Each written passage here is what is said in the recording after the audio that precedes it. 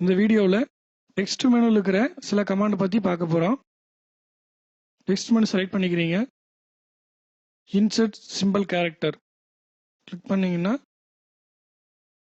டக்கர் open ஆகிருக்கு. டக்கரில் font name, அதாவது உங்களுடைய சிம்பிள் ஃபாண்ட் என்னவா இருக்கணுமோ நீங்கள் அதை சூஸ் பண்ணி இங்கே செலக்ட் பண்ணிக்கலாம். நான் ஃபாண்ட் செலக்ட் பண்ணிக்கிறேன்.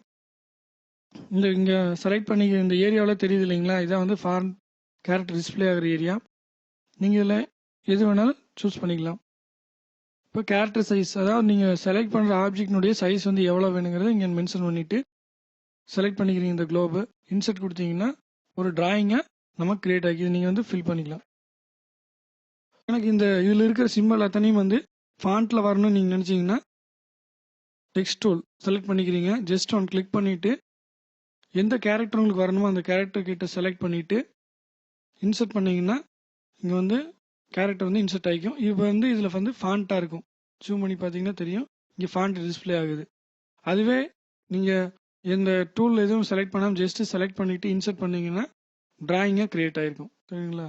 இது டிராயிங், இது வந்து ஃபாண்ட்டில் யூஸ் பண்ணியிருக்காங்க.